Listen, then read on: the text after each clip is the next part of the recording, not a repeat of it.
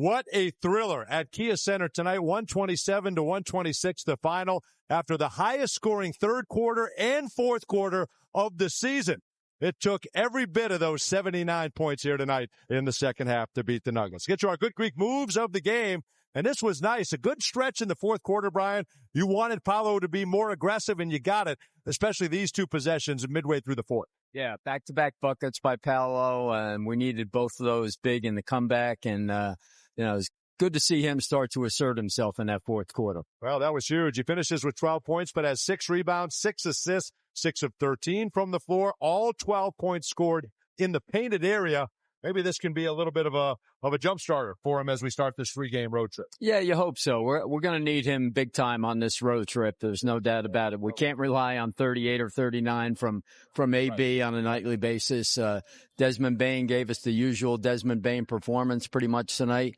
He's good for 19 or 20 a night. But we need Paolo to be that guy that gives us a big game scoring-wise. Well, I know this guy's happy.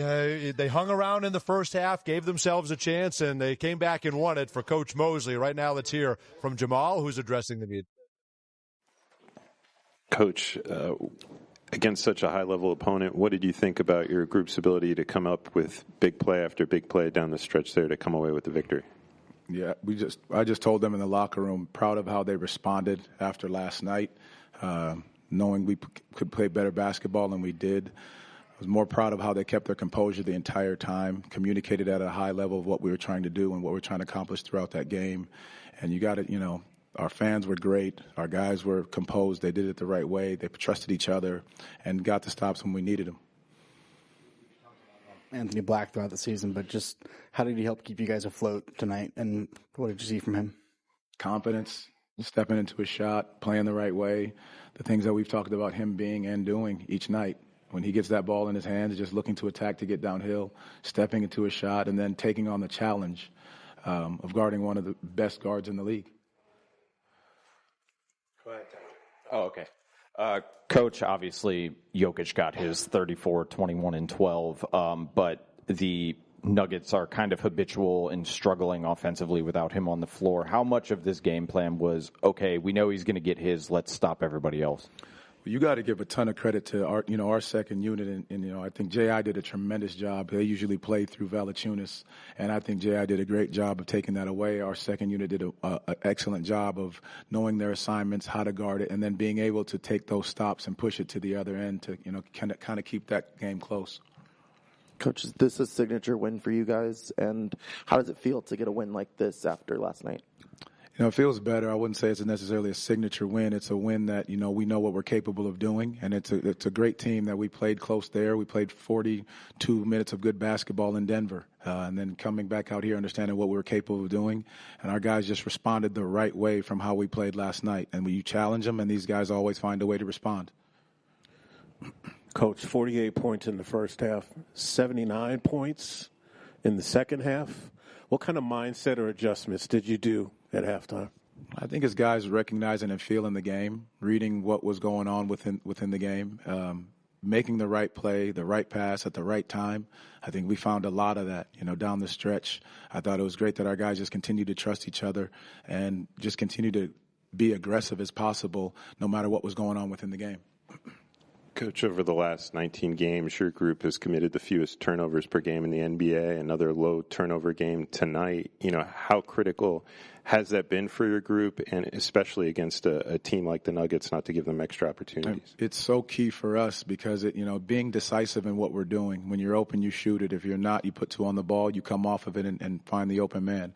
And that's what I was saying down the stretch. We made the right play at the right time, and that's exactly why you can take care of the basketball, because you're not trying to force it.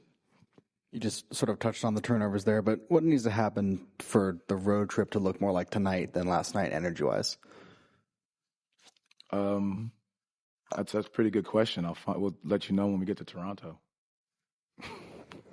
Coach, do you put together your rotations and the game plan before the game? And we know the players know it's by committee, the next man up, and they have to stay ready when their number is called. But do you communicate what the rotation might look like with the team before the game, or is that something that just kind of happens throughout the game? Well, you start off with a card of knowing what you want to do, but the game always tells you something. And so finding the right time, and you don't know that Wendell's going to foul out and you got to put J.I. in. You don't know that A.B. is going to pick up his third and fourth foul, so you got to find a way to get Jamal Cain in the game. So those are situations that the game tells you what to do, and we have a great coaching staff that continues to communicate those things with me within the game, what the right matchup might be as the game goes on. To add on to those fouls, it was, I think, maybe 9 minutes left in the fourth quarter where they had already gotten in the penalty. How crucial is that to force a team like that to get in the penalty so soon in the fourth quarter? And it's, you try to be one of our staples of getting downhill, attacking the basket, being aggressive, and then, trying to go the other end of not fouling. And that's what we got to continue to do as best as possible. Thanks, Coach. There you go, Magic head coach Jamal Mosley, happy after this victory. And sometimes just tell him, just go make some shots, right? In a second. That's it, yeah. Run, jump, make some shots. It's a different ball game when shots go in. And they did 79 points there in the second half. But the guy that made it hard on him, and he always does, Nikola Jokic, he had a triple-double in the first meeting of the season, and he went for another triple-double. Coming off a 56-point triple-double on Christmas Day, he went for 34, 21, and 12. It is impossible to stop Nikola Jokic at times. He's just got such a big body. I mean, you can't get around him. He's one of those guys that he uses that body. As soon as he gets his body into you and gets you leaning a little bit, he spins off you, gets an easy layup right there. A great passer, a great rebounder that can only jump about 2 inches off the floor.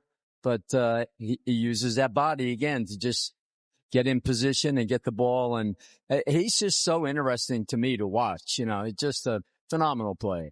Well, he had 11 field goals, all in the painted area. He made 12 free throws. It's the second time this year he's played a game without attempting a three-pointer, which is remarkable. Wendell keeping him away from that three-point line. But it's triple-double number 180. His next one will tie Oscar Robertson. Yeah, he'll tie Oscar, and then he'll be about 20 away from Russell Westbrook. May get him by the end of the year. He may get him before the season's over, and then God only knows how many he's going to get before his career's over. My goodness. Well, the fans got the best of both worlds. They got to see the greatest player put on a show and got to see their team win, the Orlando Magic, tonight. Now you take it out on a 3-game road trip, and we'll have a look at that when we get back. I love seeing smiles on the faces of Magic fans. Everybody enjoying this one. Well, the Magic pull a complete 180 from last night. Disappointing loss to Charlotte. You come back and beat the Denver Nuggets, the third best team in the Western Conference, the team with the most likely MVP candidate in Nikola Jokic, and you find a way to get your 18th win on the season. So now you can enjoy it for about 10 hours. You're going to jump on a plane and head north of the border to Toronto, Ontario, to start a 3-game road trip that'll be gone for New Year's Eve, New Year's Day. You're going to take on what you said in the pregame show, and you're right, really one of the surprise teams in these Toronto Raptors. Yeah, I don't think anybody figured them at this point of the year to be in the top 4 in the East, but you see there, they've lost 9 of their last 13 games, even though they're 18-14 right now. But it's a dangerous team, and anytime you go on the road and you're going to Toronto, they're ready to win a game, and we had a great win tonight. Yes. But now a 3-game road trip, and there's nothing better than winning that first game and taking the pressure off for the rest of the trip. What's the message from Coach Mosley? Obviously win that first game, but what you did tonight that can translate to tomorrow, next game, rest of the season. Yeah, they'll look at it on film, and they'll look at the difference. A lot of what they did offensively in the second half as opposed to the first half, the shots they got, their intent in getting to the basket and getting fouled and getting to the free throw line. Obviously, when you shoot the ball well from behind the three, which we did in the second half, I think we were 7 for 11 in the second half, shooting the 3 ball. And we had 5 guys in double figures tonight, without 2 of our top players in Franz Wagner and Jalen Suggs. So anytime you can get 5 guys in double figures, you got a shot at it. And it's just playing the right way, but it's all offensively, but it's also clamping down at the defensive end, which is what they did in the second half tonight. They were really special defensively in that second half. Well, you got 27 points off turnovers.